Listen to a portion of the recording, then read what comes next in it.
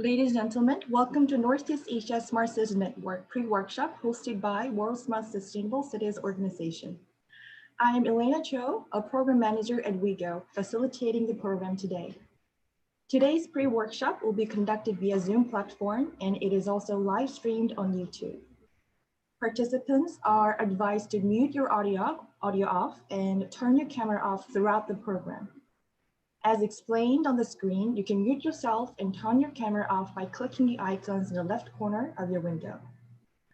During the program, if you would like to ask a question to the presenters, please address them through the chat function.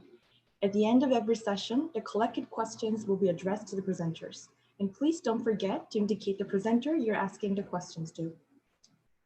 Today, WeGo will be introducing the concept of NEASCN and our plans to launch and develop this network in the coming years. Two interesting sessions have been planned to discuss where we are with smart city cooperation in Northeast Asia and how we can move forward within the establishment of Northeast Asia Smart Cities Network.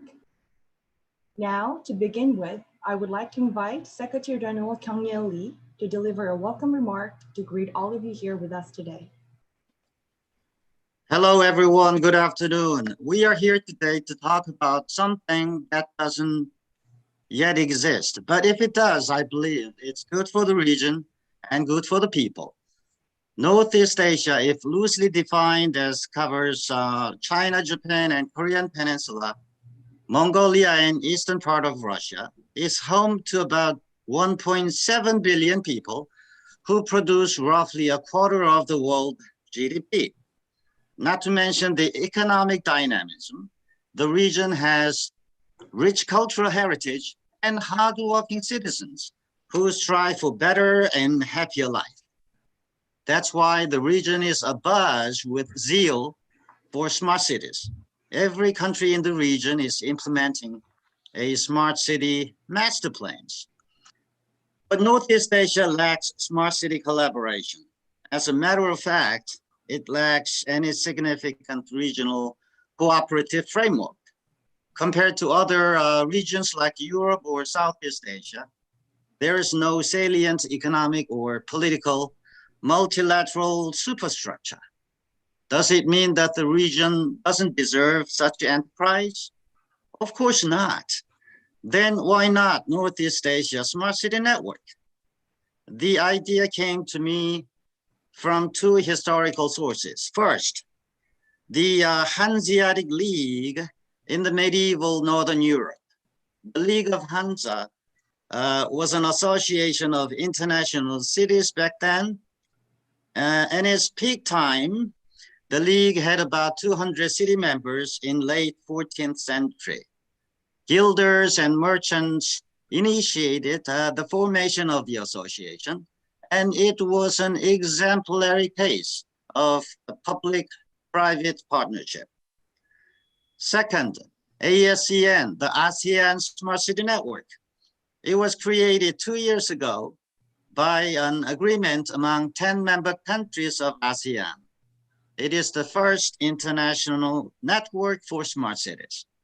Each member city has its specific action plan. Many private companies or institutions from foreign countries, including China, Japan, Korea, US, and Europe, are working together with ASEAN. WeGo is working with it too. We had a joint ministerial conference last year in November in Seoul. Well, what do these two examples tell us about our topic today, the Northeast Asia Smart City Network? First, why do we need it?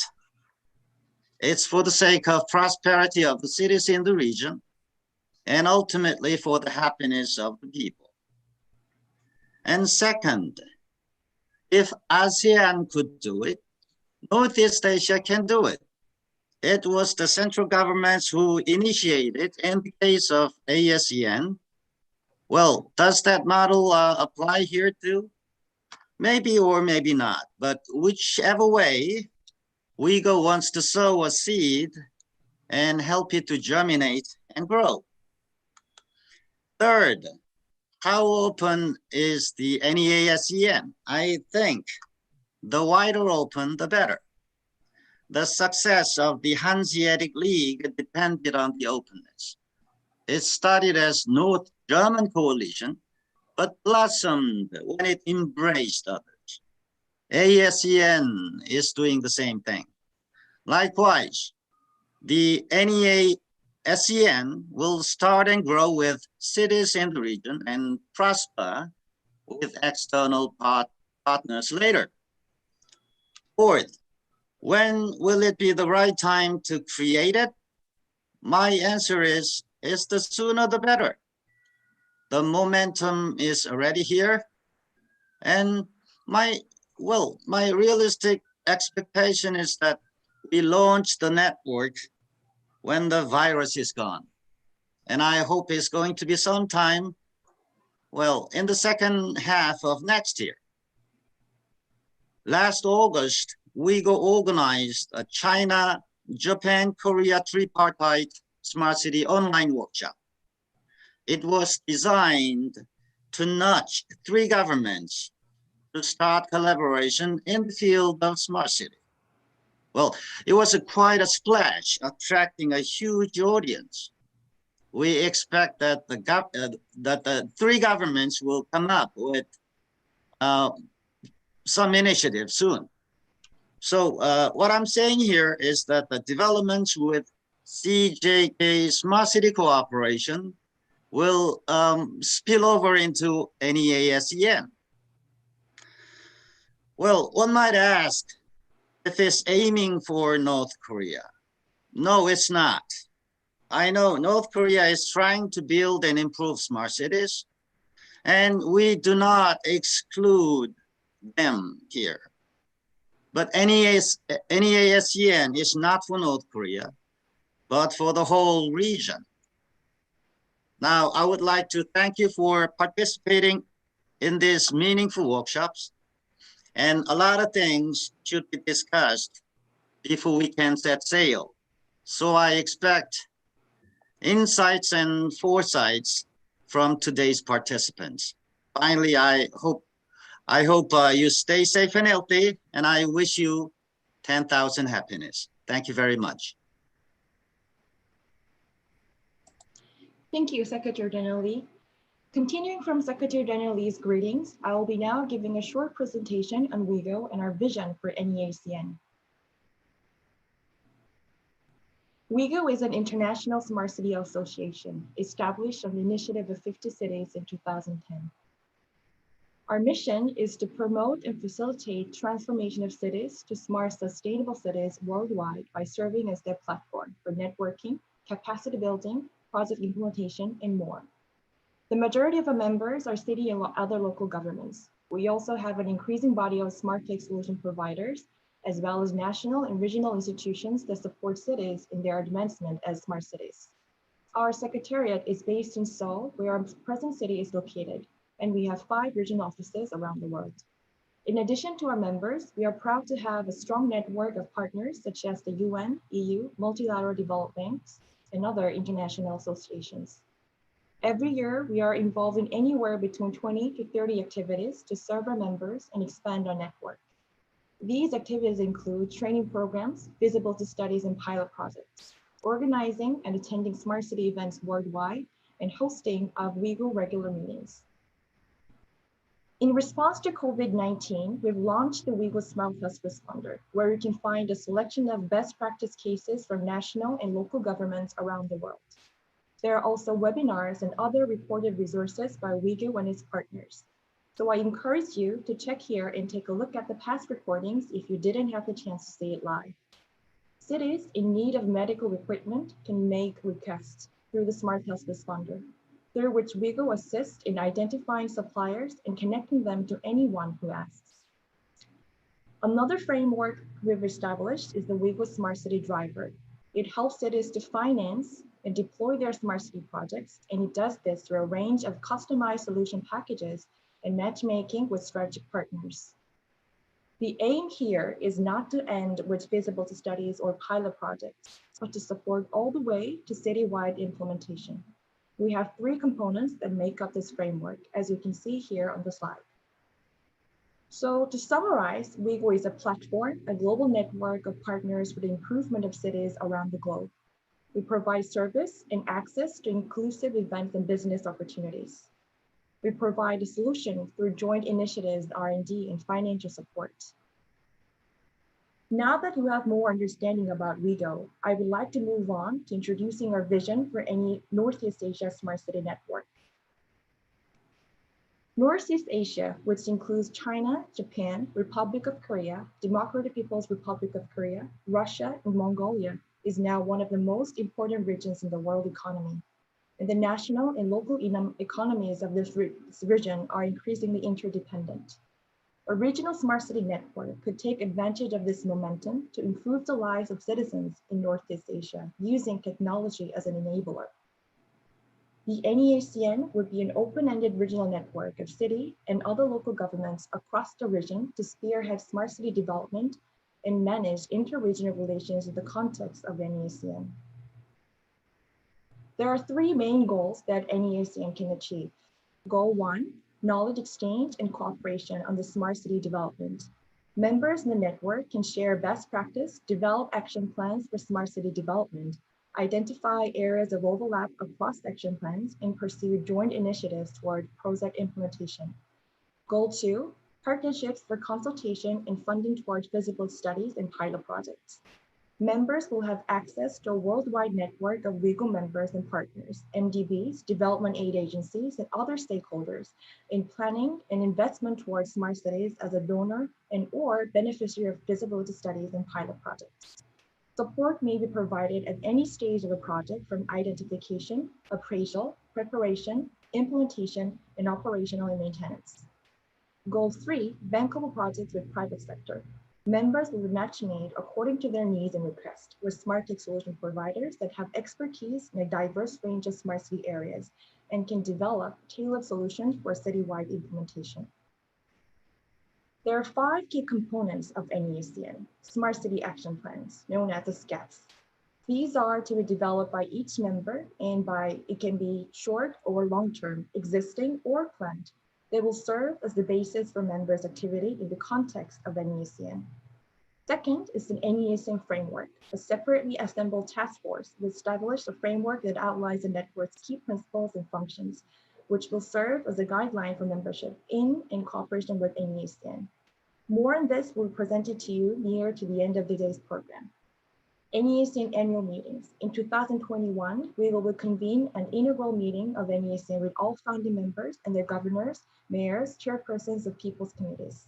From 2021, members will convene once a year in the host city to report the progress of the SCAPs, enter into new partnership and MOUs, and induct new members into the network.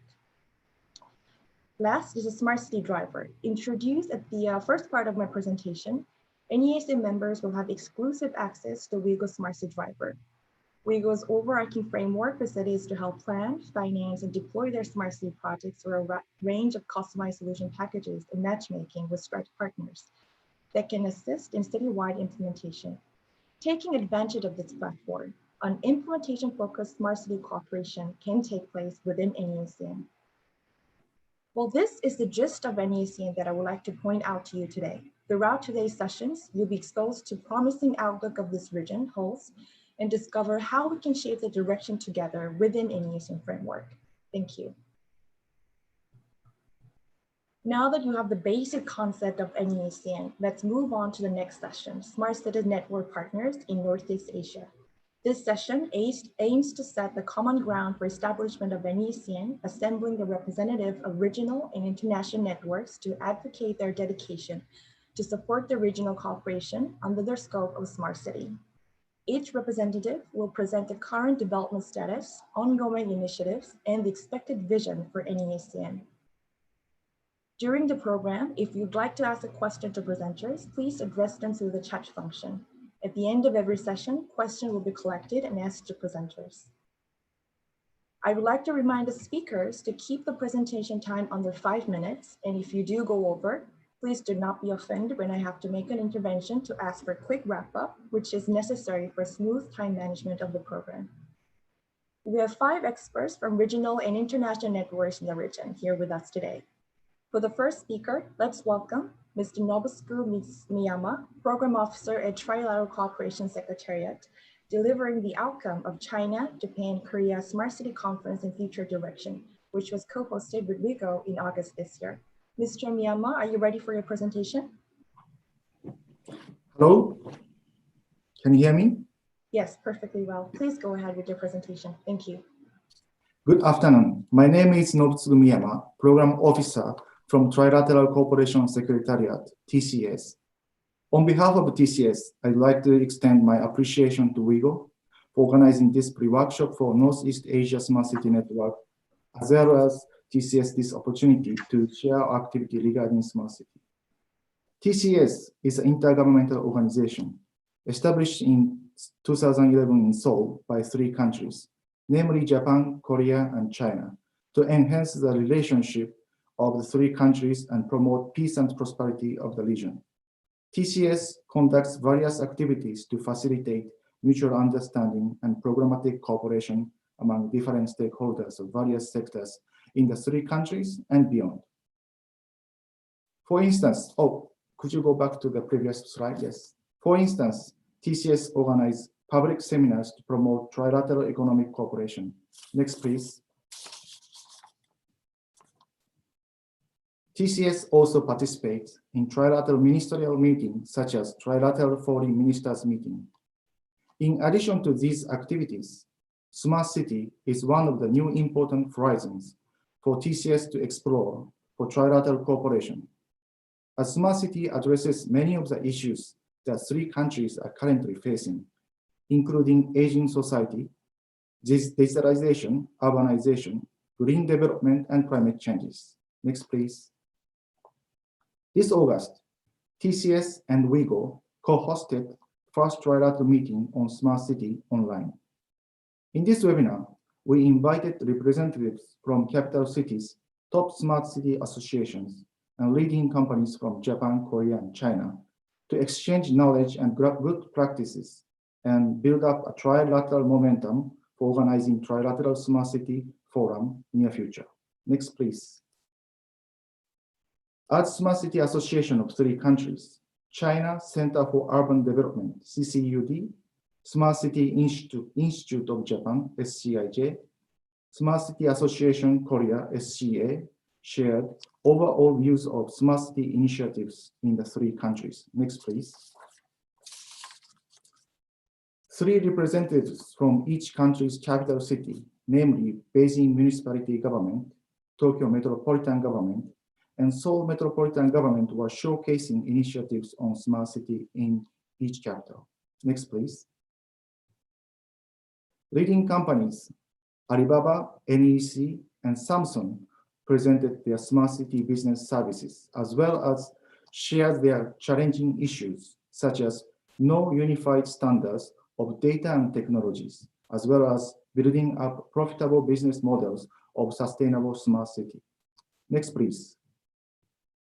In this webinar, all the participants agreed on further closer collaboration on smart city among China, Japan, Korea, wishing for more opportunities in exchanging people, knowledge, and practice, and also implementing joint initiatives such as joint project and joint training. In addition, some of the participants shared an idea that trilateral cooperation should focus on development of Asian smart city standards for setting up unified technological standards. As mentioned earlier, TCS wishes to contribute to facilitating establishment of CJK Smart City Forum in close collaboration with WIGO as a platform where all the stakeholders of smart city from Korea, China, Japan, and East Asia can join and work together for the future of smart city in the region. The year 2021, next year, marks the 10th anniversary of establishment of the TCS. We are planning to hold numerous commemoration events. I could think of several possible collaboration with NEASCN. One could be jointly hosting a regional smart city conference as one of the TCS 10th anniversary events. Another possibility would be to have a unified smart city platform of East Asia, including China, Japan, Korea, as well as Northeast Asian countries. Also, it will be possible to organize a joint consortium of companies and local governments of Korea, Japan, China to support smart city projects in Northeast Asian countries. Next, please. I'm finishing my presentation here. TCS welcomes all kinds of opinions and also welcome you for the participation in our future events. Thank you.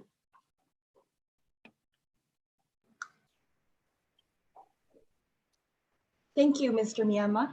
CJK Smart City Cooperation is an important initiative that can synergize with NEASCN. Building on from our achievements this year, WeGo is excited to continue our partnership with TCS on this initiative in the coming years. Now, the next speaker is Mr. Alexander Polypin, Office Head of Union of Russian. Mr. Polypin, are you ready for your presentation? Yes, I am. Please start your presentation.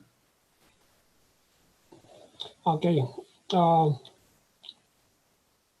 morning, I would say, or good evening. It depends on where you are. I represent the Union of Russian Cities, which is an association which had been created 30 years ago. Well, and in the recent years, we can see the economic center of the world has been shifting from west to east. In addition to Shanghai Cooperation Organization, BRICS, while the Euro-Asia Economic Cooperation Union was formed in the Asia region, a good deal of strategic and other specialized forums and many initiatives related to the development of this region have been held. And there is a process of collaboration to fight against the coronavirus and other similar challenges. WeGo and NEASCN are also can be considered as good examples to showcase this shift from west to east. And the activities of our URC project office are also lined up in this direction. Can I switch to the next slide, please? The Union of Russian Cities includes 91 municipalities and it embraces up to 47 million people, which is 1/3 of the whole population of the country. This is a powerful resource center, powerful because we have a lot of mayors who agreed to to be united in one organization. And the Union of Russian Cities, next slide, please, has the expert council, which embraces or collects a lot of good Russian experts in the different fields. Mainly, it is in line of the challenges the cities are facing right now. We have an expanded experience in multilateral cooperation. While we have up to 13 cooperation agreements, including the countries of your region. This is also our region, of course. Well, and now we are conducting a lot of video conferences regarding the different challenges we are facing. And now we have a lot of interesting projects, which is, which are the matters for our 10 project offices, which we created in order to, go ahead with this, union. Next slide, please. The ongoing activities includes a lot of things which are connected to new legislation first, because we need some new amendments to the existing laws in order to allow our cities to work much better, and especially in these very strict conditions which had been initiated or launched by the virus or pandemic. We are now developing a very interesting project, which is the platform, digital platform for for cities, for smart cities. Well, which is it's absolutely unique, unique ideas and unique functions, which will be interesting, I think, for all of us. Because one of our aims is strengthening of innovation component of the city's urban economy. Well, of course, we are also dealing with the diplomacy matters, notably people's diplomacy development. And especially we are now just developing the kind of a movement, I would say, smart cities for peace and sustainable development. Our major function, I would say, for the recent years, it was a promotion of best municipal practices. Well, and we held a lot of conferences, up to 5 international and local conferences, which are dealing with the exchange of best municipal practices in all, I would say, areas. Next slide, please. How we consider cooperation with the NEASCN and its partners. First of all, of course, we are very much inclined to deal with the smart city platform development together with NEASCN, and this platform must be integrated into the existing network of your organization, WIGO and NEASCN. We are now considering the case, which is, I think, very important for everybody, which is a policy guidelines development for transformation into smart sustainable city, because despite that the majority of our cities have this master plan for development, smart city development, I think it needs to be very much coordinated, and exchange of experiences and best practices will be very useful. We agree absolutely that the partnership for consulting and funding is a major thing which we also should be involved together.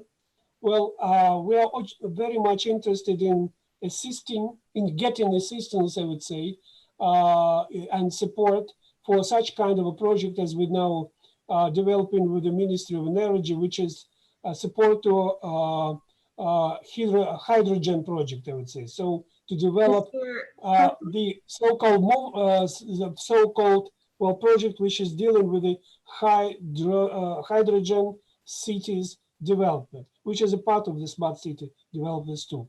Next slide. And finally, Mr. Pepling, I'm really sorry, but could you wrap your presentation in 30 seconds? I think you. Yes, I already just about to finish. So the cooperation perspectives, we see a lot of perspectives for this, and promotion of the project, joint project, setting up the multinational teams. Well, and of course, with our next slide, with our activities which are dealing with the forum on the best municipal practices, and we can share the next slide, and we can share these techniques and our possibilities, our opportunities with all members and participants of this network. Thank you so much. If should you have any questions, well, I can answer them. Thank you.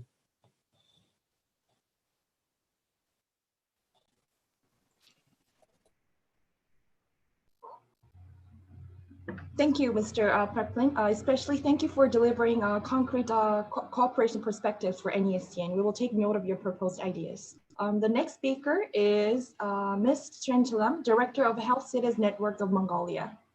Ms. Trenchalam, are you ready for your presentation? Yes, I am. And so, good afternoon, ladies and gentlemen. This is my pleasure to make a presentation about on the network and the brief introduction, and also in the smart cities and the project of Mongolian cities. So next please, next slide. So this slide shows how is the organization raised in Mongolia. So international view understand that Mongolia is a nomadic country. However, we are the original nomadic country, but in the last 3 decades, it is the organization is rapidly in the development now, and 70% of Mongolian population live in urban area.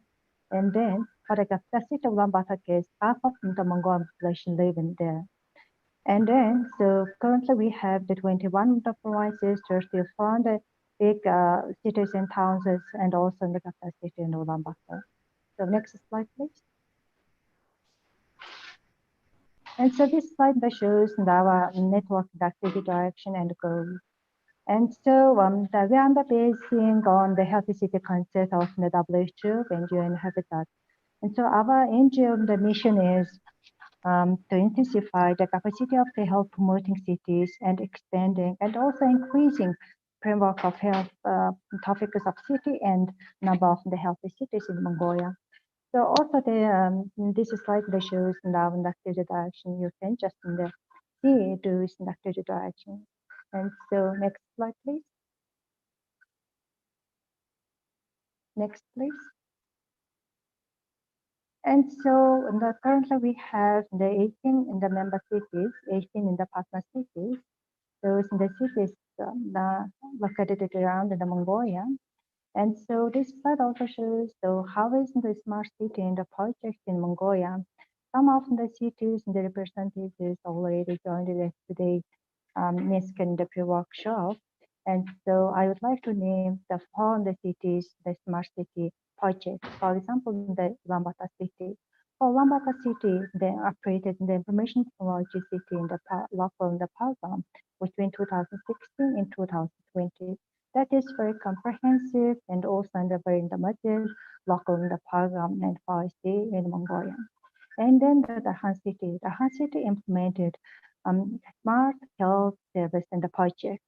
And for Ertin city case, Ertin city implemented the smart drinking water distribution unit in the project, and also smart education project and e-governance project. E-governance project is very interesting to us because it is the information technology, how is the friendly to citizen services of the city area. And then the next project, the last one is the Chobosan City project. That in the city implementing the smart education project. That in the project is improving to language skills of secondary school and the children. So next, please. Next, yeah. So luckily we became the member of the WEGO. And sorry, the pros in this slide, please. Luckily that we became in the member of the WEGO in 2019, and also it is representatives of the WEGO people visited in Mongolia in the beginning of this year. So because we organized NEASCN annual meeting, and so for the WEGO the representatives had the very good opportunity to understand Mongolian the cities and the good advantages and also some of the weaknesses very well. It is the very good in the thing to understand in the Mongolian cities in the current level, currently developing the issues, and also on the other things. And so our the future cooperation with the NEASCN and WEGO phase, we would like to work now with the NEASCN is the leadership role through our communication and also through our cities. And so first our activity area is experience exchange in that area. And so we would like to make some of the good experience exchange and activity with the Mongolian local governments and also in the the international, the cities international the network. And so second area is case that we would like to work with the start of the program. And so it means that through the NEASCN, the communication and also WEGO and the activity, we would like to support for good initiatives of the start of the companies of information technology and innovation. And so thank you very much for your kind attention. So after the COVID-19, welcome to Mongolia, and also we are looking forward the face-to-face in the meeting among the NEASCN, the members and partners. Thank you.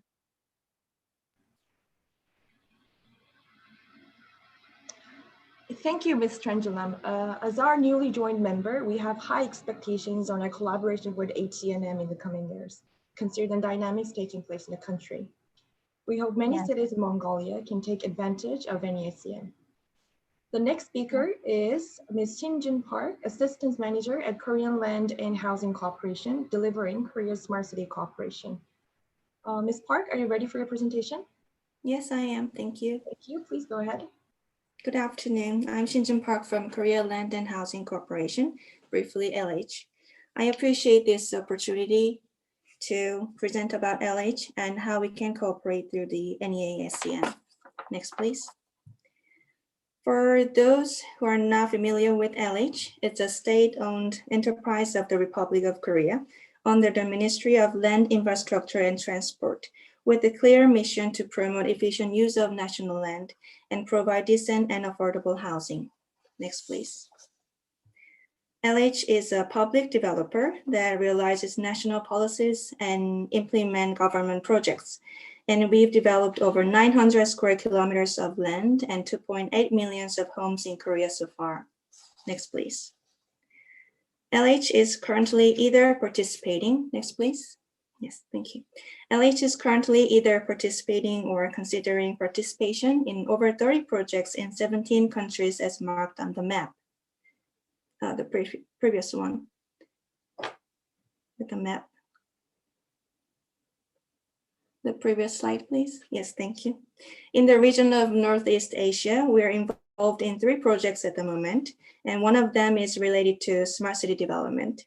As the CEO of LH has recognized the value of overseas projects, we've recently expanded the Global Business Division and organized Global Business Strategic Committee that consists of experienced experts in all kinds of fields to better implement overseas projects. Next, please. These are 3 roles that LH aims to play when implementing overseas projects. And in brief, we aim to create a platform both for public institutions and the private sector, where we can create synergy and work together as one team to approach each project with optimal development strategies. Next, please. And this is the list of our overseas projects related to smart city development.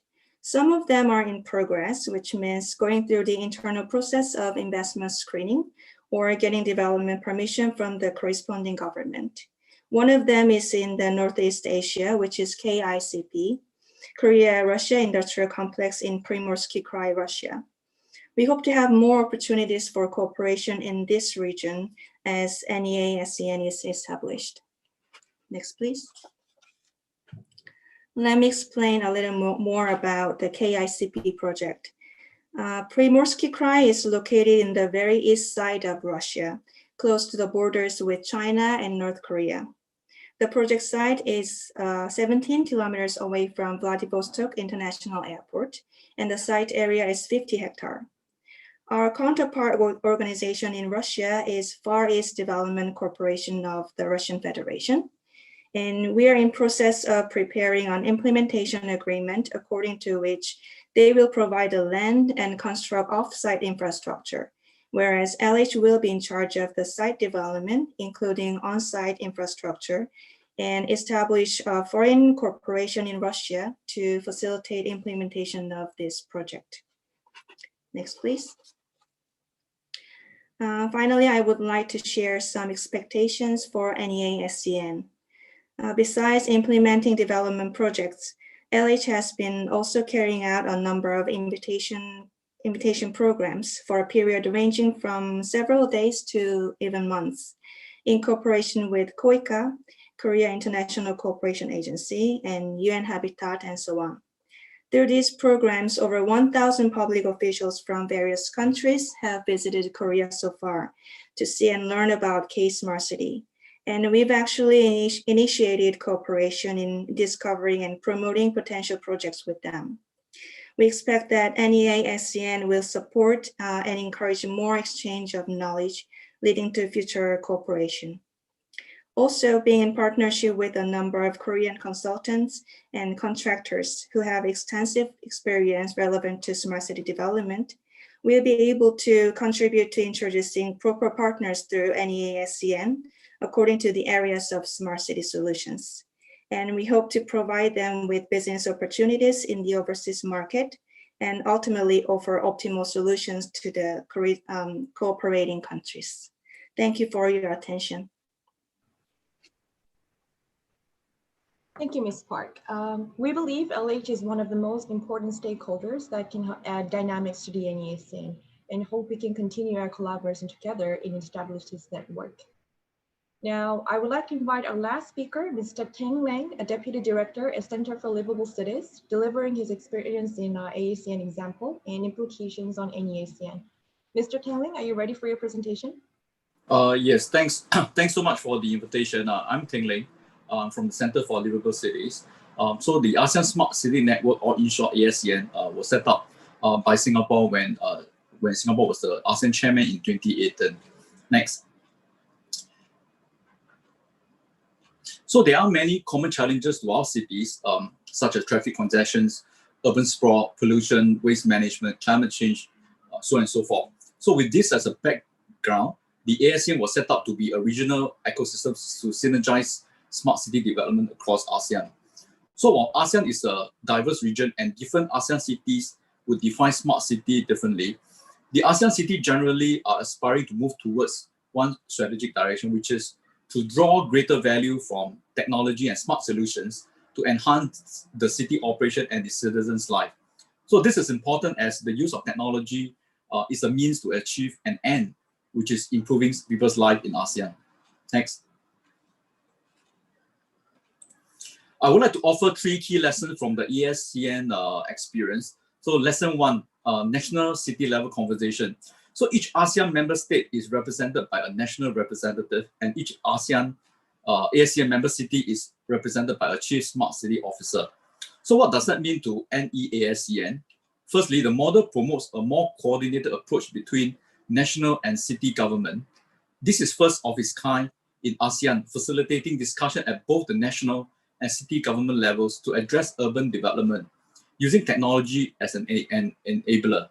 So the CSCO will act as a conduit between the city and external stakeholders, while the national representative ensure that the city projects are aligned with strategic visions and progress at the national level, recognizing that more often than not, city-based projects materialize as a result of tacit or direct support or endorsement at the national level. Secondly, this will solve key infrastructure financing issues related to credit risk and credit ratings that some cities might be facing. Not every city have high credit ratings in order to get financing support. As such, this city will need to work closely with the national government. Next. Lesson 2, a need for a guiding framework. In ASEAN, we developed the ASEAN Smart City Framework that serves as a non-binding guide to facilitate smart city development in each ASEAN city. So in a manner that is specific to each city, local and cultural context. So this framework emphasizes on the why to embark on smart city development, which are the 3 strategic outcomes as depicted in the slides. The how, which are the 2 key urban systems of integrated master planning and development, as well as dynamic and adaptive urban governance. So the what is about the smart city project in ASEAN that can involve one or more focus area. There are 6 focus areas, as you can see on the slide, depending on the city and the people's needs, supported by 2 enablers, which is the digital infrastructure application and partnership and funding. So what does that mean to NEASCN? There's a need to have a common understanding and language on the why, the what, and the how of smart city in this network. This common language must also reflect the richness in terms of culture, heritage, and also the inclusivity of this region. Next. So in the case of ASEAN, we adopt a more broad and inclusive definition of smart, emphasizing on smart and sustainable development. Next. Lesson 3, which is to build a self-sustaining ecosystem. If ASEAN wants to be smarter, our city have to work together and learn from each other on how to tackle challenges with the latest innovation and solution. That's the reason why ASEAN encourages collaboration with the various stakeholders. Ultimately, we hope that this will create a thriving and self-sustaining regional smart city ecosystem that will make a positive impact to the life of the people on the ground. The ASEAN Secretariat has been also active in developing the ASEAN, ensuring the ASEAN long-term sustainability. The network will continue to meet at least once a year with the progress of the implementation of the projects and also the Smart City Action Plan reported to the ASEAN leaders annually. In short, the role of a secretariat is critical for ASEAN. So what does that mean to NEASCN? It is important to have a secretariat supporting the network, not only just to provide sectoral support, but also to help member cities to steer the network. Next. So we are organizing a Smart City workshop next year at the World City Summit in 2021 in June. So I hope to see some of you, if not all of you, at this workshop. So with this, I end my presentation. Thank you.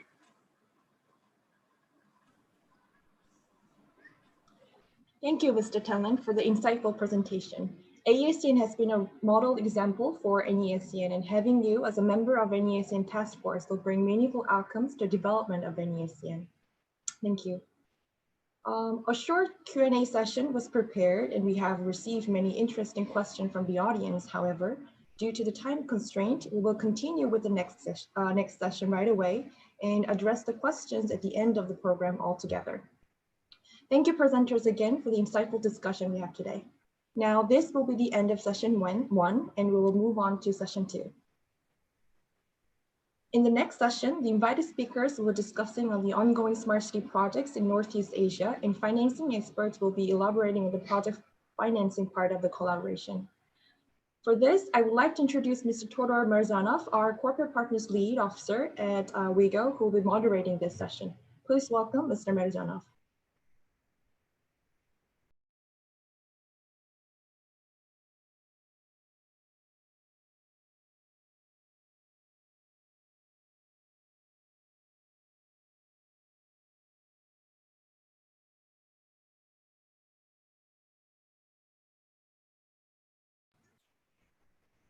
Okay. Hello, everybody, once again. Thank you, Elena, for the introduction and for hosting a wonderful first session of the NEASCN online pre-workshop. I would like to once again extend my gratitude to all speakers, representatives from WeGo's network partners in launching this initiative. Now, I would like to welcome all of you to the second session of our workshop titled Smart City Projects in Northeast Asia and Project Financing. In this session, we will explore in more detail concrete projects and interesting ongoing initiatives in smart city development happening in Northeast Asia. The focus will be on the importance of NEASCN in building a smart and sustainable future and brainstorm measures to facilitate the process of financing smart city projects necessary in transforming cities across Northeast Asia. This session will be divided into 2 parts. In the first part, we will observe presentations from exemplars in the region on smart city initiative, including the project status, challenges, outcomes, key enabling factors, future plans, and potential cooperation within NEASCN. In the second part, we'll be joined by project financing experts, and together we will open the floor for a discussion in which experts will share feedback on the speakers' presentations, and together with them, we'll exchange ideas on project financing and building partnerships for smart city development and project implementation in the region. I would like to welcome our presenters for the first part of the session. Our 5 speakers are representatives from cities and institutions which are involved in developing smart city projects across Northeast Asia. Without further ado, I would like to welcome Mr. Xu Zhu, Regional Director at ICLEI East Asia Secretariat, who will shed some light on some of ICLEI's key initiatives in sustainable urban development in Northeast Asia and other regions, which are also relevant for the development of NEASCN. Mr. Zhu, the floor is yours. Thanks, Mr. Todo, and thanks for the invitation of WeGo for our involvement in the development of this very important regional partnership, the NEASCN. So I would like to share my perspective and reflections from the ICLEI's angle. So first of all, ICLEI is a global city network. Next slides, please. Yeah, ICLEI is a global network of local governments for sustainable development that was founded in 1990s with the support of United Nations. As for now, that we have members of more than 1,750 cities, regions, and towns from more than 120 countries. Next, please. Yeah, this is the global distribution of our membership, as well as the ICLEI 24 regional and country offices and centers who are dedicated to provide technical support, project cooperation, networking, city-to-city exchange opportunities to our members. Next, please. So we help cities to set target for sustainable development, provide technical and capacity building opportunities, help them to build bankable project proposals, and also promote access to financing. But also ICLEI developed numerous resources, tools, and methodologies to help cities to address their specific challenges by providing also expert support and connection, of course, using different global and regional platforms, big UN events as an opportunity for promotion and knowledge dissemination. Next, please. So these are the 5 priority areas we call ICLEI 5 pathways towards sustainable urban development that address the challenges and issues in the area of greenhouse gas emission. That's why we work with our cities to promote low emission urban development, but also the conservation of nature and use nature as a powerful weapon to solve their problems from the nature-based development pathway. Also to help them to enhance the resilience in coping with various risk shocks, stresses, including say the COVID-19 global pandemic, but also help them to promote the circular transition and economy in cities and regions. In the center among the 5 pathways is the equitable and people-centered development, because ICLEI and our members, we believe that the urban spaces are created for human beings, for citizens. So under the light, we are working on various project activities. Next, please. These are giving some examples about the projects in East Asia region, particularly addressing, say, cities and in Seoul, in South Korea, and also in China, Mongolia, Japan, causing from air quality, low emission, capacity building, building efficiency, urban biodiversity, nature-based solution, to circular city development, and also green public procurement, resilient city, and disaster risk reduction. Next, please.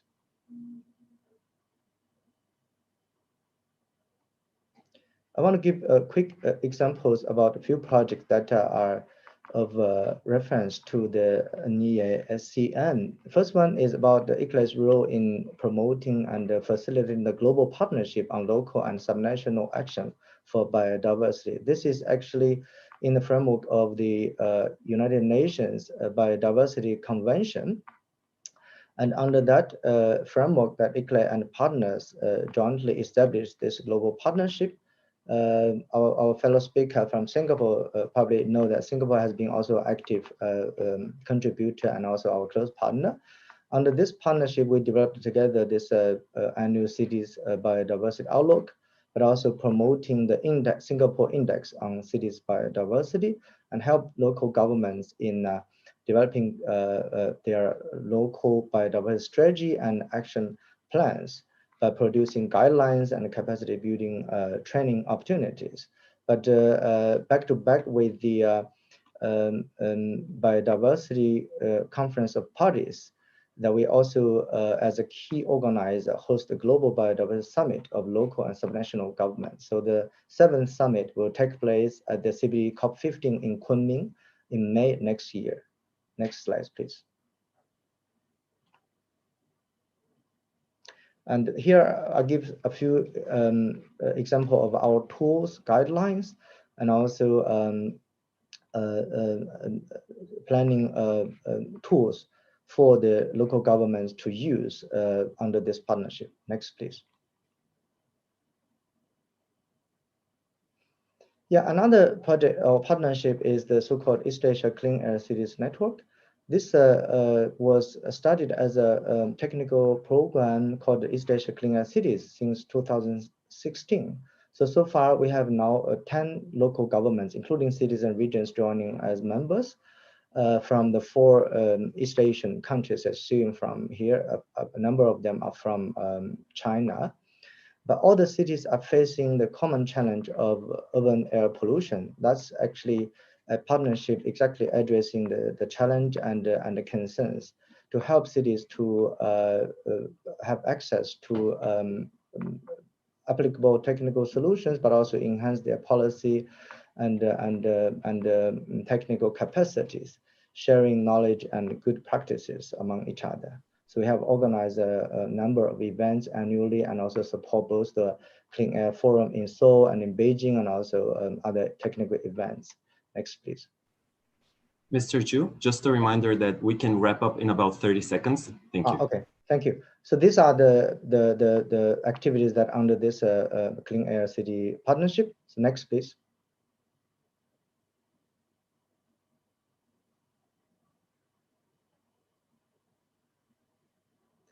Yeah, the last one is a urban LETS project. This is urban low emission development strategy project that also involved more than 60 cities and regions from 4 countries that has helped in cities to develop their capacity on climate action planning. So then I'll go to just the last slides. Thank you. The next one. Okay. So a few reflections and recommendations that from ICLE's experience when we develop such kind of regional and global partnerships. I think mostly we think from the perspective and the challenge of the local governments in addressing either the air pollution or biodiversity loss or the greenhouse emission from climate change perspective. So I would suggest that as a local government cooperation mechanism that we could promote advocacy, knowledge exchange, and peer learning. I think that'll be the core function of this smart city partnership, but also addressing the capacity issue of local government in conducting specific projects. And also collect the local governments with key stakeholders, for example, to help them access to technical solutions with the private sector, but also financing, and also promote best practices using different international regional platforms. For example, these big UN conferences, but also regional forums. Last but not least is to facilitate the vertical and horizontal integration in policy. This has been one of the key issues and problems in many of the sectors, including the smart city development. Thank you all. Thanks. Thank you, Mr. Zhu, very much for the presentation, especially for the input that you have for the development of NEASCN. I know that your schedule is quite busy today, so thank you once again for joining. And I see that Mr. Tang Lang is also heavily involved in a discussion in our chat box right now. So you can use this place also to discuss some of the issues of interest to you. Thank you, Mr. Zhu, once again. And next, allow me to, thank you. Next, allow me to invite Mr. Dajun Wang, Deputy Director at the Shanghai Municipal Transportation Commission. He kindly agreed to share with us today the projects of Shanghai Municipality in the field of smart, or as they call it, intelligent transportation. Let us welcome Mr. Wang and his colleague. Welcome.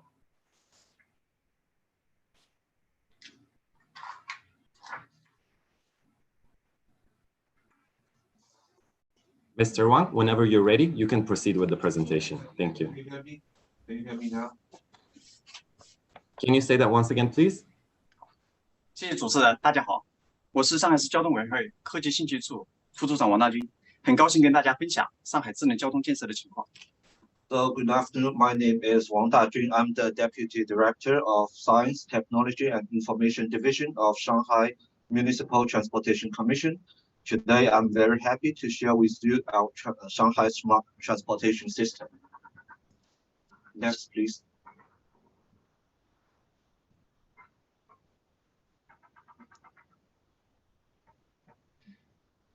上海智能交通建设始于上世纪80年代，为上海市城市高速的运转提供了重要的支撑。目前，上海市智能交通在国内处于领先的水平。And we start building our smart transportation system as early as 1980s. Over the past 20 years, we have seen a rapid development, and it provides a very strong support to the efficient operation of our city. And the overall technology is one of the best in China. 上海引进西离智实应交通控制系统 SCATS 系统，覆盖路口达到5500个，建成高速公路、快速路实时交通信息采集、监测和诱导系统。We introduced SCATS system from Sydney in the 1990s. The system can cover 5,500 intersections, and we also built real-time traffic information collection monitoring system for highway and fast road. 借助世博会契机，建成上海综合交通信息平台，对轨道交通、公交、道路、对外客运等数据进行全面的接入，对全市的路况可进行实时的一个分析和发布。Thanks to the World Expo in 2010, we built an overall transportation information platform. The platform can have access to all the data from metro bus route and external transport system. It can also conduct additional management to the repair and maintenance of road and bridge. In addition to that, we developed the road congestion index model, which can conduct real-time analysis and the release of the overall road condition. 同时，我们大力的发展 ETC 的用户，预计年底用户总量将超过420万。And also, we have made great efforts to develop ETC customers. It is predicted that by the end of this year, we will have over 4.2 million customers. Next, please.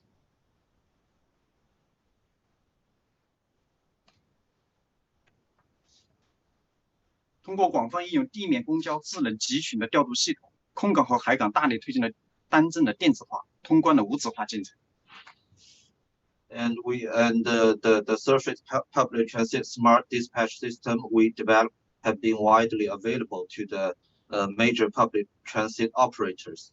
The e-declaration document and the paperless procedure were widely available at seaport and airport.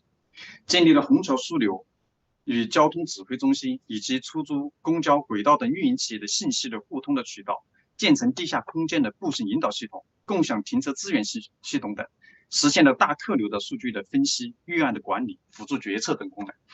We also built Hongqiao Transportation Hub and the Traffic Commanding Center, as well as the information exchange channel for taxi, bus, metro operators.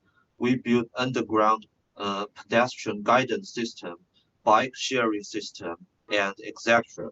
With all of these efforts we have made, we can realize functions such as the large passenger flow prediction, pre-plan management, and other decision-making process. Next.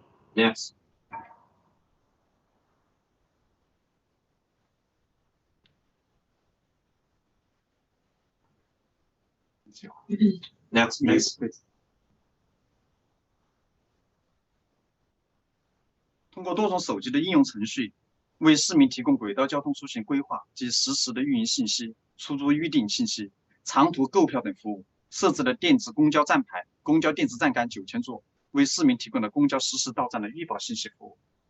We developed the multiple mobile phone apps to provide service such as metro line planning, real-time information, taxi reservation, and train tickets.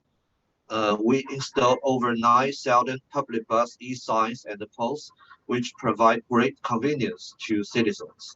Please go back to the previous slide, please.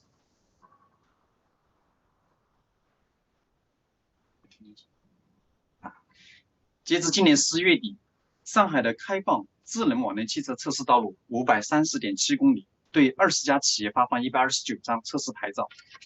By the end of November this year, we have opened intelligent connected vehicle test road at Jiading and Lingang district with a total length of over 500 kilometers and released 129 testing license plates to 20 companies. 此外，我们还积极的推进洋山港自动驾驶集卡示范运营项目，目前已经累计托运1.7万 TU， 预计年内将完成2万 TU 的自动驾驶的一个汽车运输量。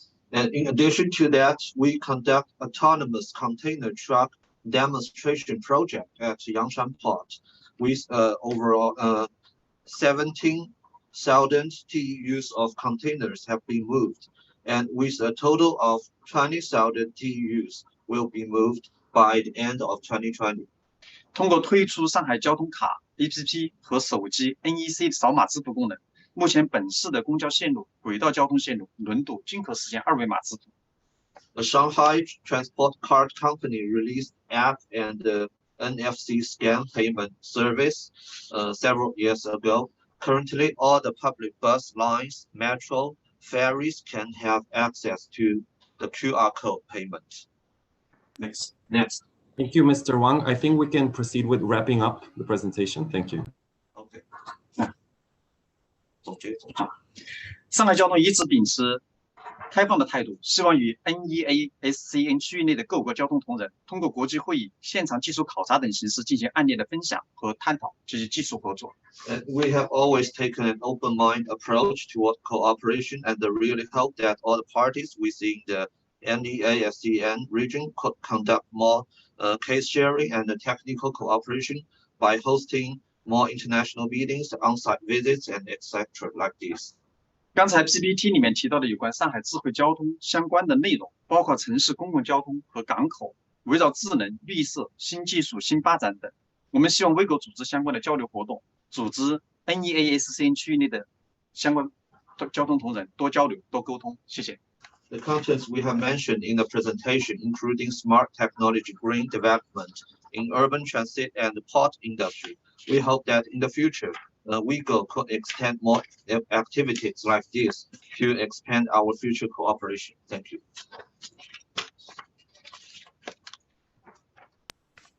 Thank you, Mr. Wang, for the great suggestions. Indeed, intelligent transportation is one of the key sectors in smart city development, and WeGo is also collaborating with some of our member cities, including 2 recent projects with Ramallah City and Maputo City, in creating smart solution packages in the field of smart city transportation through the WeGo Smart City Driver platform. And this is done in collaboration with our partners from the Smart City Council and Solar Impulse Foundation. Shanghai's experience in this field is without a doubt an incredibly useful point of reference for numerous cities in the region and can be utilized as a model for best practices. Once again, thank you. Thank you. Thank you. Our third presenter in this session is Mr. Taeshik Lee, Director at Yoshije Future Consensus Institute. He will edify us on the model for Future City and how it could be relevant to the development of NEASCN. Mr. Lee, you can proceed with the presentation. Yes, thank you. Hi, everyone. Nice to be here with you to make together a sustainable future city. I'm the Director of the Planning Department in Yoshije Future Consensus Institute. Yoshije was opened 5 years ago for the sustainable future and the peaceful prosperity of Northeast Asia, which is the common purpose with the NEASCN.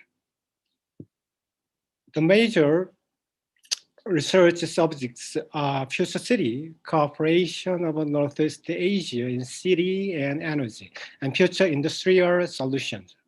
My major task is making model of a sustainable future city and organize cooperation of experts and organizations for future city projects, where we wish Yoshije and NEASCN can cooperate very productively. Today, I briefly introduce the concept of our sustainable city and the core parts of our model, which are being made in the form of a 3D model. Next. First of all, I'd like to say about the urgency of a consensus on sustainable city model in Asia. By 2025, there will be 410 million climate refugees in Asia. In 2018, 7 million city dwellers died from air pollution caused mainly in cities. Energy consumption in cities is projected to more than triple from 2003 to 2050. Meanwhile, in Asia, over the next 30 years, in China, 500 million people will be absorbed by cities, and 2.5 billion people will follow suit. We have to make a change for sustainable city life right now with everyone together. Next. Here is our first step to it, a new model and archetype of a sustainable future city. The core concept must be the digital transformation and restoration of a lost community. In our new city, we'll converge the high quality of life and the new technology and the working, living, playing. In the past industrial era, our cities have lost one of the main functions for sustainable city life, that is work. The digital technology makes it possible to return and be conversed with another main functions, such as live and play. New digitalized city spaces and infrastructures will provide this convergence. Next. For the community and sharing economy in the city will be life care platforms in every sector for living. Here, city dwellers can share every type of service for high quality of life, such as healthcare, education. for co-working and creative cooperation, opening our new jobs and startups. There will be a co-growth platform in the center of our city. It will be the main growth engine of the city. There will be underground smart alkaline for the gas, water flow, and parcel delivery, and smart pole with lidars for self-driving cars. Opportunity. This week, we will have the first 3D version of our city, which we will share with you at a later date. Next. We are happy to cooperate with NEASCN, and will make a big effort to work together with another Asian institutes and organizations for the future sustainable city and city life. We hope our efforts with NEASCN will result in an open city innovation platform where everybody from all over the world can share new ideas and projects. Thank you very much for your attention. Thank you, Mr. Lee, for delivering a very comprehensive approach to creating a model for sustainability in Northeast Asia based on the research conducted at Yoshije. Thank you once again. Now, I would like to focus your attention on two very exciting presentations on urban development and smart city activities in North Korea. First, allow me to introduce Mr. Songchan Cho, General Director at Hananuri Academy of Northeast Asian Studies, who will delve into the topic of urban development cooperation with North Korea and within Northeast Asia. Mr. Cho, the floor is yours. Thank you for inviting me. Hello, everyone. My name is Songchan Cho from South Korea. I'm working as a research director for Hananuri Academy of Northeast Asian Studies. Next. Next, please. Today, I would like to explain how NEASCN can cooperate with the cities of North Korea in terms of smart city approach, and furthermore, how the cooperation with North Korea can develop into the next level of regional cooperation. Next, please.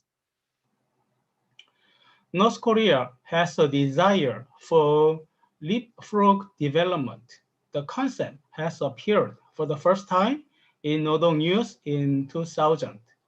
It means that North Korea would like to outrun the developed countries through advanced science and technology. There are some evidences showing North Korea has the ability. In the International Software Coding Contest, they won the gold medal several times. North Korea also held the international conference in Pyongyang last year. The title was Blockchain and Cryptocurrency International Conference. According to one scholar, North Korea has already satisfied the required conditions to adopt the fourth industrial revolution. Next, please. One thing that we should not ignore is that urban development based on smart city has to also pursue the goals of peace, coexistence, and sustainable development. In this context, social and solidarity economy, i.e. SSE, can become an important urban development platform. SSE has been acknowledged by UN and international groups as the strategy for SDGs, Sustainable Development Goals. One interesting point is that UN agencies are supporting blockchain technology in the SSE project. So, North Korea Development Corporation, SSE, and blockchain can meet together under the name of Smart City. Next, please. Among the SSE, I'm more focused on the role of finance. I call it social and solidarity finance. I would like to explain briefly about the Hananuri's self-reliance village project in Rason, North Korea. Hananuri has proceeded with the project since 2009. Recently, Hananuri adopted a new principle of microfinancing approach since 2017. I designed and proceeded proposed it.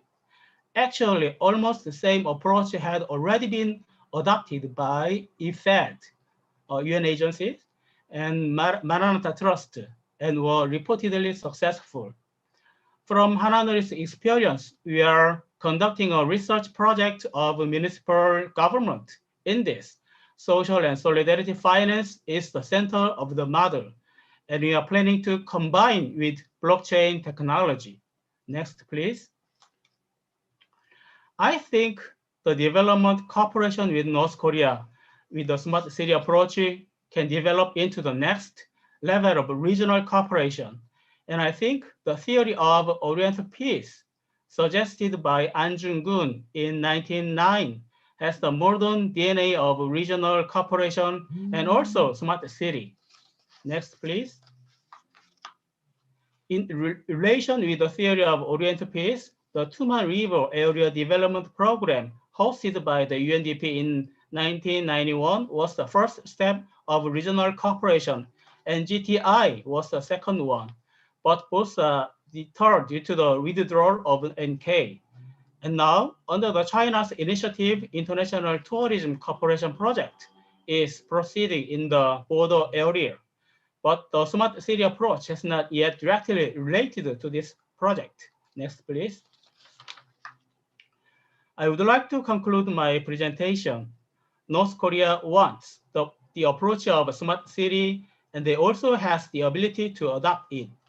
I think social and solidarity finance with blockchain could be the first step of a smart city in North Korea. I suggest that NEASCN should start the small scale of cooperation model based on social and solidarity finance. Then they can find a new way to the regional cooperation with smart city approach. For this region, I think the understanding of Rason City is very important. Thank you. Thank you, Mr. Cho, for a very enlightening presentation on activities in North Korea, including Rason City. You mentioned that one of the goals for NEASCN should be to support peace and economic development in Northeast Asia. And this is, in fact, very true. Cooperation in smart city and urban development can only be achieved on the basis of peaceful collaboration and open communication between local and national, domestic and international stakeholders for the happiness and well-being of citizens, after all. Thank you once again for the presentation.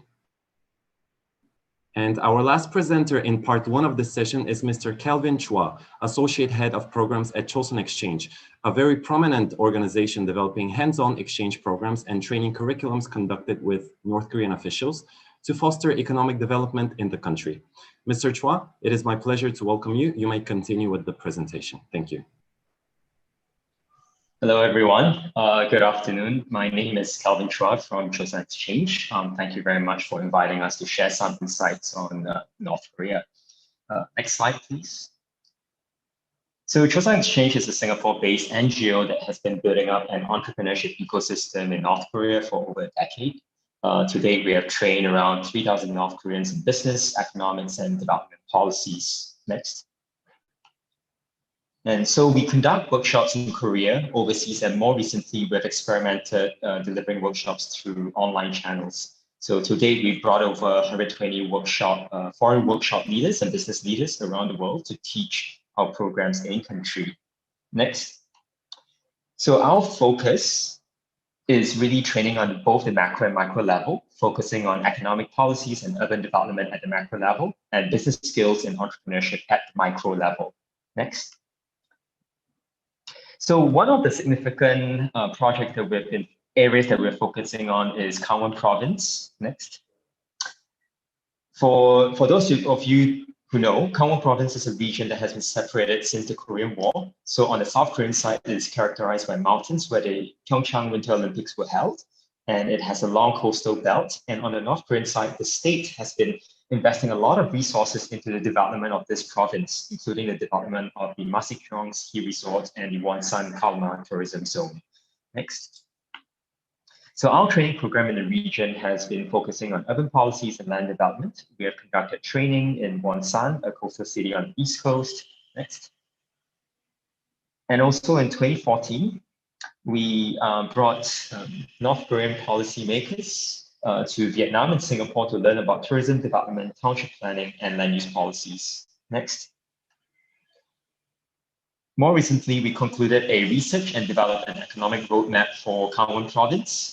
We can find out more information through our project website, which is kangwonkorea.com. Next. So while we highlighted the development potentials of the region, it also faces various challenges. Next. These challenges include electricity shortfall, poor rail and road infrastructure, and the need to develop talents for growth industries. And given the current sanctions regime and geopolitical uncertainty, it's not likely for these projects to take off. Next. So the bigger question is, where do we go from here then, right? Next. For Chosun Exchange, we believe that apart from infrastructure, it is crucial to build norms for regional development cooperation through Kangwon Province. So we plan to restart training and programs focusing on the province over the next 5 years, build platforms for regional economic cooperation, support post-COVID recovery, and more importantly, we feel that the province should be a test bed and prototype for regional cooperation and engagement with the DPRK.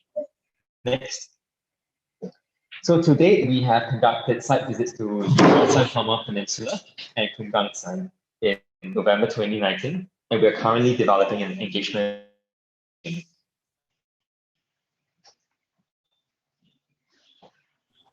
Next slide, please.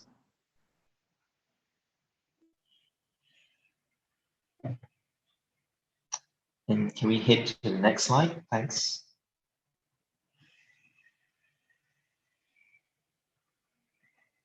Yes, so finally, engagement with North Korea requires a regional approach to ensure sustainability and resilience against the geopolitical volatility. Next. In our economic roadmap for the province, we identify tourism as the main driver for the region's development. And to support the core are 6 key pillars, which include infrastructure, tourism facilities, production, retail, talent grooming, and so on. Next. And within these pillars, there are 3 key components that we should focus on. And apart from infrastructure facilities, retail development, what is crucial to focus on is talent development. This is perhaps the only area where we can have access to and make meaningful engagement while we are still facing the sanction regimes. Next. And within a smart city perspective, there are several offerings that could assist the development of Kangwon Province. So for the infrastructure aspect, there could be digital cartography of existing infrastructures, creating a digital twin of the province to better understand what are developments that's required for the province. A sustainability framework could be further developed for the province. But more crucially, we could look at ways to deliver our training programs via online platforms given current travel restrictions. Next. To conclude, we believe that engaging North Korea and Kangwon Province require international partnerships. It needs to go beyond an inter-Korea perspective. And a regional platform like NEASCN could potentially allow for a more decentralized way of engaging a close country like North Korea. Thank you. Thank you, Calvin, for the meaningful presentation and also for bringing me back to my own personal memories a few years ago when I had the opportunity to be a part of an exchange program in North Korea myself. I actually believe that I have been to the same conference room at the hotel in Wonsan City, the one that you showed during the presentation. You precisely pinpointed some of the key challenges which obstruct further development in North Korea, and many of them can indeed be overcome through regional cooperation in smart city and urban development. So thank you once again. It is now my pleasure to invite our project financing experts to join us for the second part of the session. Let us welcome Mr. Sung-Soo Chung, Director at the Economic Development Corporation Fund Korea, and Dr. Seok-Yong Yoon, Principal Specialist at the Asian Development Bank. Following a brief introduction and overview of the expertise of their respective institutions, we will open the floor for discussion with the speakers of this session to discuss on project financing opportunities, facilitation of smart city project deployment, and this is going to be followed by a brief Q&A session. Now, allow me to invite Mr. Sung-Soo Chung from EDCF for his introductory presentation. Mr. Chung, you may take the floor. Hi, good afternoon, It's very nice to meet you all online. I'm from Korea Action Bank, which is administrating EDCF, which is established to support partner countries by extending concessional loans for economic infrastructure projects in partner countries. I would like to introduce EDCF to you very briefly, and I also like to introduce one of EDCF project, which is very closely related to smart city. EDCF was established by EDCF Act in 1986, 2 years before the 1988 Olympic Games. The EDCF has provided the financial performance, and since 1987, EDCF has committed a total $18 billion to 57 partner countries with 446 projects. Last year, EDCF committed $2.22 billion to 18 countries with 30 projects. As you can see the left bottom, and you can see the blue bars, and this one is annual commitment. You can see that was increasing very rapidly nowadays.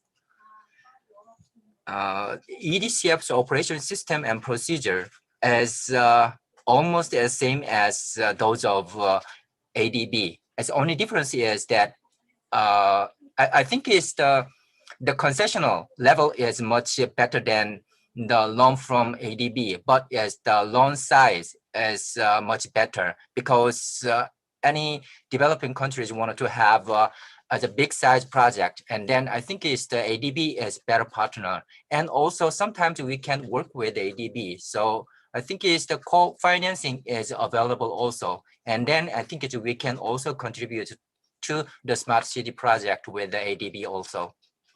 And the types of EDCF ODA loans is very diverse, and as you can see in the slide, and then I think you can choose what kind of, maybe it's some kind of a project you have, and then maybe you can pick up the one of the types of EDCF ODA loans.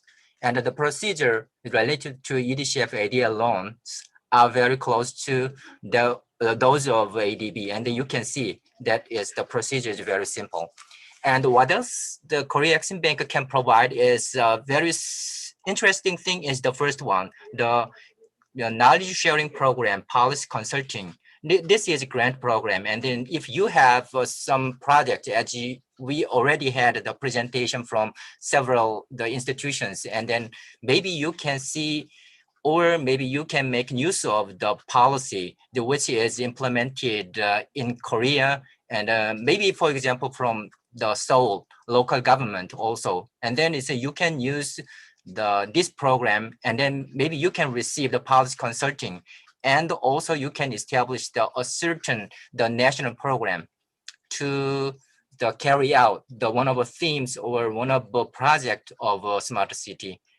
And also the Korea Action Bank is, as you know, this is organization of ECA, Export Credit Agency, and then we can provide the private sector development projects also with that was not concessional loans, but is a non-concessional loan. But as nowadays, you know, a lot of developing participants has a lot of interest in developing, especially in the private sectors. Maybe I think it's if you have the private sector development project, and then making I think you can also make use of the loan from, even though that is not concessional loans, but you can make use of a loan from Korea Action Bank. Can you go on the next slide? This is a very good example that we working for the theme of smart city. This one is Ulaanbaatar, the air quality improvement project with the ADB. The Mongolian government has established a national program for reducing air and environment pollution. This one is for 2017 to 25. This national program is composed of 3 reform areas. The first one is implementation action plan efficiency and air pollution control regulatory framework. The second is the key measures on air pollution reduction and health protection. The last one is mechanism for environmentally sound and integrated urban energy and transportation systems. We have a policy program landing with the ADB. This is a landing is composed of two tranches. The first one is just a little bit about the policy is likewise, and the second tranche is the implementation. We provide the first the tranche is we provide the ADB provide $100 million US, and the second tranche is Korea Action Bank. Through the EDCF, we provide $60 million, and ADB also provide $30 million. These programs, the ADB and the Korea Action Bank in total, we provide $190 million in total. Maybe so. I think I see that there are 4 projects, and then I think it's so you maybe we can provide the loan with the ADB, or maybe it's independently we can also provide the loan for implementing those projects. Especially I think is we have very interested in the transportation, and also we have very interested in the IT related the project, especially in a smart city. Thank you very much.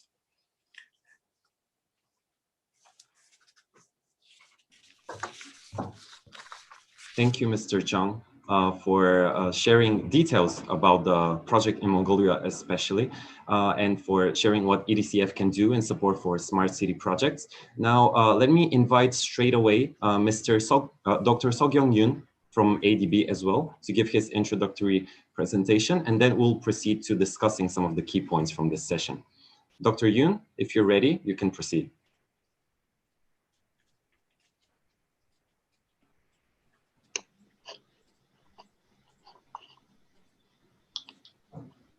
Dr. Yoon, if you can hear me. Yes, thank you. Thank you for introduction. Ladies and gentlemen, good afternoon. I'm S.Y. Yoon, Seok-Young Yoon, simply S.Y. Yoon from Asian Development Bank. Next slide, please. I prepared this presentation to make a brief introduction of ADB and then ADB's work on smart cities. Just for disclaimer, ADB is not a member of Northeast Smart City Network yet. And then my presentation does not necessarily reflect ADB official view. Next. Starting from ADB introduction, ADB was established in 1966. It has 68 member countries, of which 49 countries from the region. Headquarters is in Manila, and then ADB has resident mission office in 29 countries, including Mongolia and Republic of China. And it has 3,550 employees, of which 1,200 are international staff. Regarding the operational volume, it committed $21 billion US dollars for loans and grants last year, in addition to $237 million for technical assistance. Next. ADB supports 11 sectors, including transport and then energy and then water. Transport is the largest sector, followed by public sector management, energy, agriculture, finance, and water. ADB's main support is still focused on infrastructure, as shown in the slide. However, ADB is increasing its support in social sector, including education and health. Next. ADB's member countries consist of donors and recipient countries. Major donors include United States, and Japan, and European Union. Major recipients include India, Philippines, PRC, Indonesia, Bangladesh, etc. Not only donors, but recipient countries are also very important for ADB because they are client and then customer from the bank perspective. Next. ADB supports its developing countries in 3 types of assistance. First, policy advisory technical assistance, studies, and researches. And second, capacity development assistance through training and then knowledge sharing and exchange. And then last, the investment with a variety of modalities, such as grant, loan, guarantee, and then co-financing. Next. ADB approved a new corporate strategy in 2018 to respond to the region's changing needs and environment. First of all, Asia Pacific has been the fast-growing region in recent decades, with 33% of world economy in 2016, and huge infrastructure demand due to high economic growth in the region. And also there are technical advancement raising productivity, but with job losses in many sectors. And then high economic growth caused rapid urbanization, expected 55% in 2030. And then last but least, many Asian countries are getting at high risk of disaster due to climate changes. Based on this understanding, ADB corporate strategy set 7 operational priorities as shown in the table. Next, among others, the 4th operational priority of the strategy is to make cities more livable. Its operational plan set out the direction and approach in 3 ways. The first, improve coverage quality, efficiency, and reliability of services in urban area. And second, strengthen urban planning and financial sustainability of cities. And third, improve urban environment, climate resilience, and then disaster management of cities. In the context of COVID-19 pandemic, ADB has also prepared a guidance aiming to help cities effectively respond to the pandemic. Next. Now moving on to the main topic of today's event, smart city. There is no universally agreed definition on smart city, but it can be defined as a place where digital technology is applied to address urban challenges to the benefit of citizen, business, and government. However, digital technology solutions are not the end goal, but a means for development objectives. ADB has supported and is still supporting a number of smart city projects in our member countries, but ADB has no clear position or strategy on smart city yet. In this context, ADB is preparing a report on smart city pathway for developing Asia. This report aims to provide clarity and guidance for discussion on the smart city issues inside outside ADB. Next. In the report, we developed an analytical framework for smart cities. As you can see, Dr. Yoon, just a quick comment. We can speed up a little bit and wrap up in about a minute. Thank you. Yeah, the framework consists of 3 main pillars: high-level objective, enabling factors, and action field. Next. Now I'd like to discuss some of smart city component, starting from digital connectivity.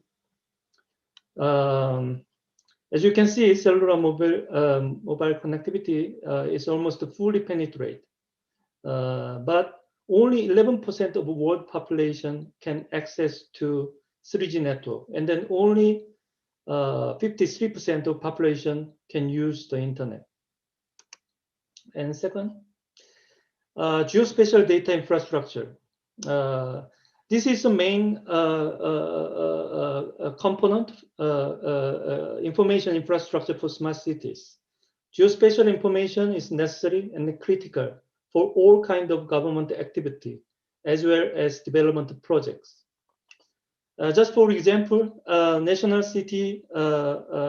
or city level GIS is critical for effective contact tracing in the COVID-19 pandemic. Next. Urban transportation is one of the typical smart city action field. Last year, ADB approved $200 million loan to support development of ITS to reduce pollution, traffic congestion, and improve safety in Guyane, a fast-growing new city of Guizhou province in the People's Republic of China. Next. Lastly, I would like to introduce one of ADB's regional initiative dedicated to smart city. Last year, April, ADB approved the establishment of ASEAN Australia Smart City Trust Fund with $14 million US. The fund acts as a mechanism for facilitating and channeling resources for eligible project and then activity agreed between DFAT and then ADB. And then the fund is currently scheduled to close before June 2024. Okay, this is all my presentation. Thank you very much for your attention. Thank you, Dr. Yoon. Thank you to both of you once again for the insightful comments. And I think that this is especially useful for all of our participants from cities and city networks. And they already expressed that the presentations and the materials should be shared later, which they will after the workshop. So now we have a few minutes to discuss some of the key points and to take away some things from this workshop. So I think that we can start with a question to both Mr. Chung and Dr. Yoon. We know that smart city development can be a very broad subject covering many areas, and you already shared some of the scope that your organizations are supporting projects in. And the question is, what type of projects or what areas do you expect that will attract financing in Northeast Asia? And what do you think would be the challenges for cities and entities applying for those projects? These could be from your experience as involved in smart city project management or anything that you foresee in the future for the region. So once again, what type of smart city projects and what kind of challenges do you think cities might face into accessing funding?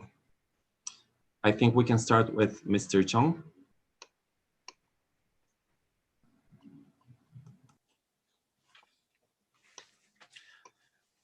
I think the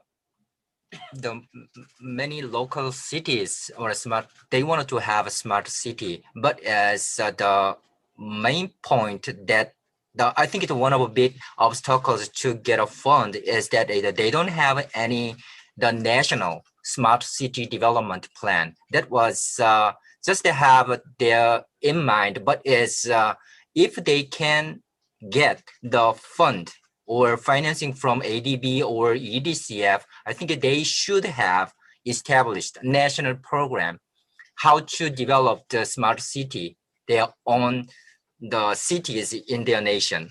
So I think is that the first thing is to establish a national program is the first, and maybe they can get the technical assistance from EDCF or ADB or any other grant program for many the donor countries.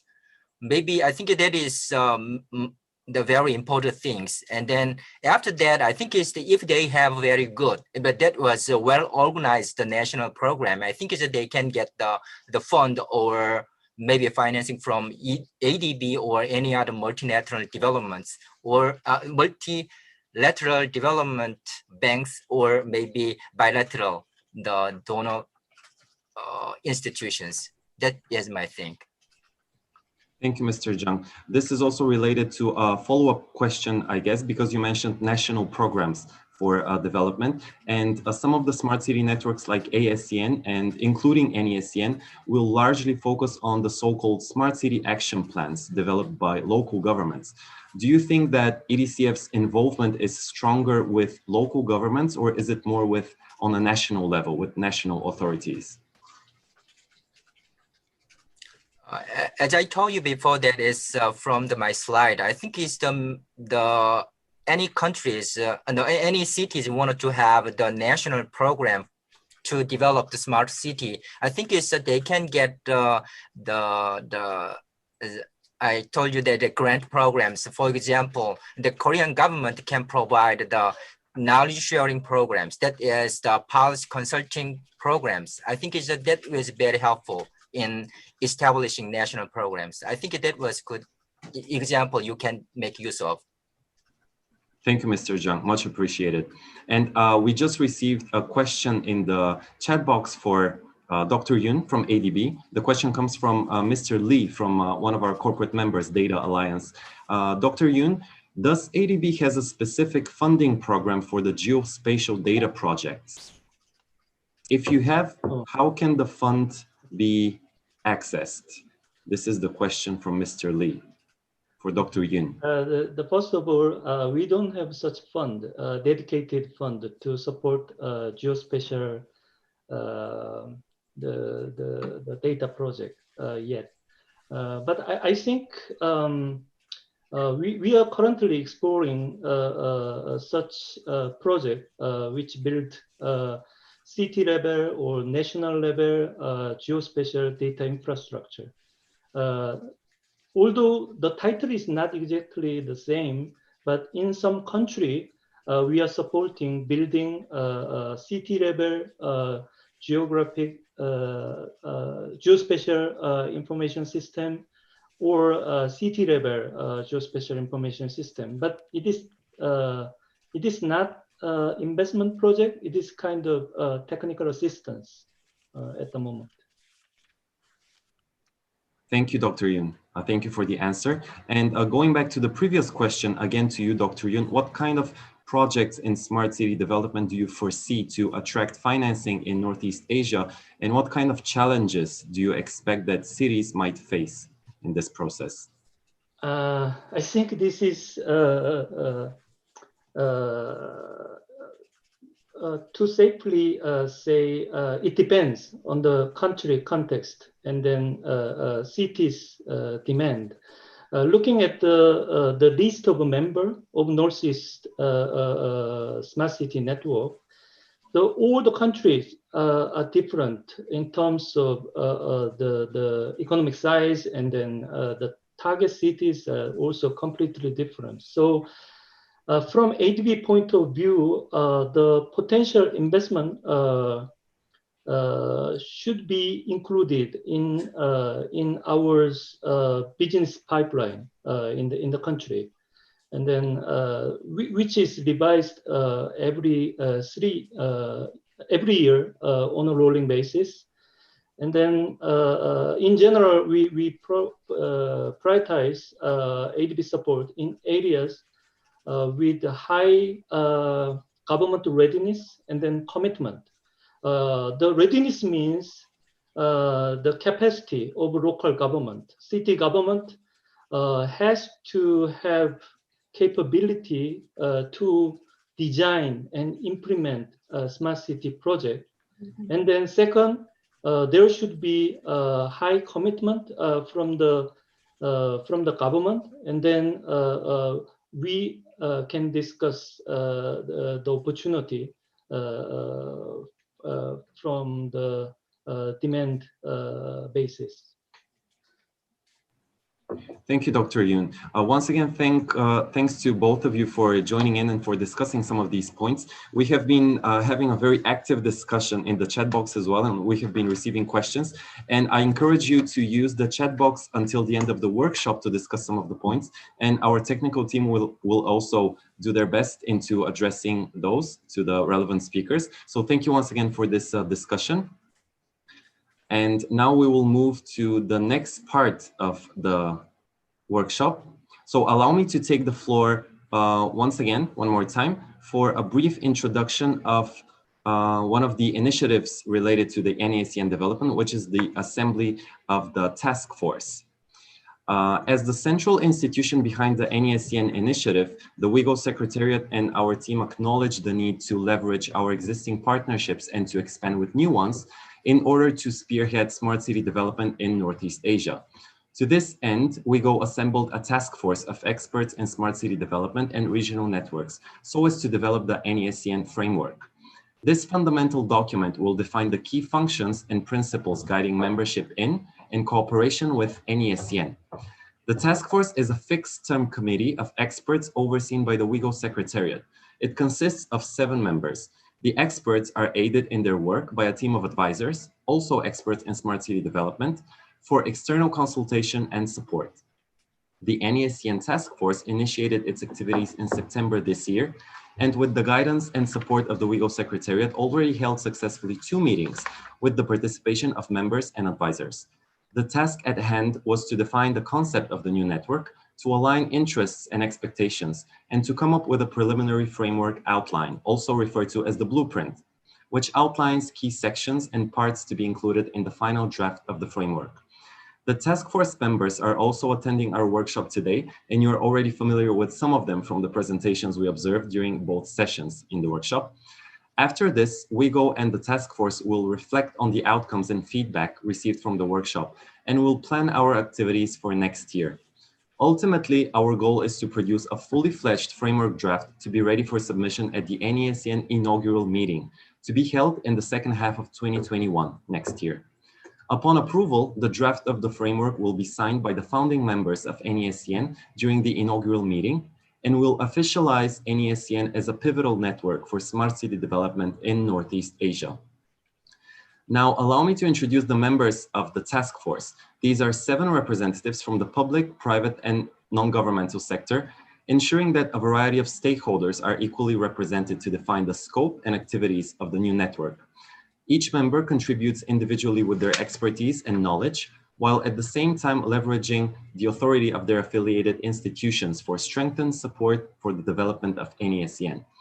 On behalf of WIGO, I would like to express our gratitude to each and every member, and we hope that our active collaboration will bear fruit next year with the creation of the NEASCN Framework. Finally, I would like to draw your attention to the framework outline blueprint, which identifies key sections to be included as contents in the finalized framework draft. These include the governance structure and operational functioning of NEASCN, priority areas in smart city development in Northeast Asia, strategic outcomes and goals to be achieved in the long term, as well as identification of key partners, funding sources, and other external resources to aid the development of this new network. WIGO and the task force realized that the contents of the framework need to be carefully drafted by reflecting the specific needs and interests of cities in the region. Together with our network partners, we plan to undertake in-depth research so as to identify those relevant points and ensure that the contents of the framework and the concept of NEASCN reflect the goals and aspirations of cities and smart and sustainable city development. Even at this preliminary stage, we are confident that we are paving the way for successful collaboration with a great number of partners. And we hope that with combined efforts, NEASCN will become the foremost smart city network for local governments in Northeast Asia. Thank you for your attention. Now I would like to give the floor back to my colleague, Ms. Elena Cho, who will guide us through the final part of today's workshop. Thank you.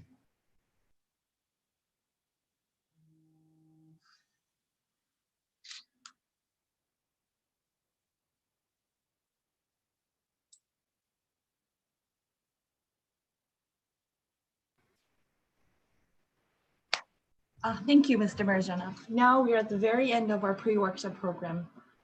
We've been checking where we are with NEASCN today, and to check where we are with NEASCN today and the pre-workshop being conducted, we have a long but promising way ahead of us. We have received a great interest from many cities, institutions, MDBs in this initiative, and based on this gathered attention from the global community, we will identify the core stakeholders to lead this network. As you have seen from today's presentations, we have already established an ample amount of support from institutions in driving NEASCN initiative forward. In partnership with these institutions, WIGO will be reaching out to more cities and corpus in the region to make a greater impact in the region. Following the mission of the task force, we will complete the NEASCN Framework, which will presented at the inaugural meeting in 2021. WIGO will continue region-focused programs such as training programs with cities in NEASCN, CJK Smart City Forum, to expose and promote NEASCN to a wider audience in the region. We will be identifying a new host city to collaborate on hosting the inaugural meeting into 2021. Please stay tuned for invitation to NEASCN events next year. Especially, we look forward to seeing you all again at NEASCN inaugural meeting into 2021. Well, this is the end of our pre-workshop. No, before you go, please, let me speak for less than a minute. Sure. If I can. Okay. Well, thank you very much. And as Secretary General of WIGO, I would like to thank every participant for active discussion. And I think this is one of the best, probably the best online workshop we have ever experienced throughout this year. And I was tremendously impressed and almost overwhelmed by the general mood for consensus on the need for Northeast Asia Smart City Network, and the strong willingness and determination shown by all the participants. I especially like to recognize the wonderful ideas and proposals from Trilateral Cooperation Secretariat and Union of Russian Cities, and CLC from Singapore, and eClay, and Chosun Exchange, and Shanghai City, and Yoshije, and Hananuri, and EDCF as well. And I'm really looking forward to working closely with you to translate the ideas and proposal into our reality. And finally, can I do this? I like to appreciate my staff's, unrelenting dedication and wonderful work. I'm really proud of you.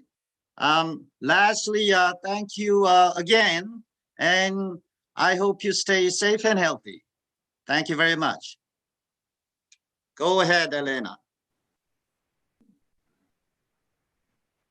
Thank you, SGV, for the encouraging words, and I hope the audiences have also enjoyed your warm words for the workshop today.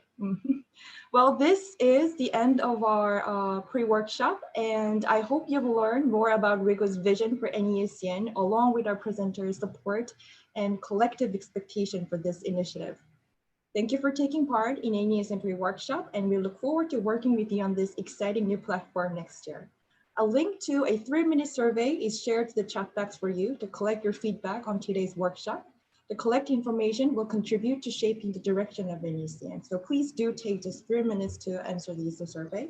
And we have received a lot of questions from the audience, but due to the time constraints, we weren't able to address them all. So if you leave your questions in the survey, we will make sure that it has been delivered to the presenters, and hopefully they will be responding to your questions by email. So thank you again for taking part in the NEASCN pre-workshop today, and stay safe. Bye.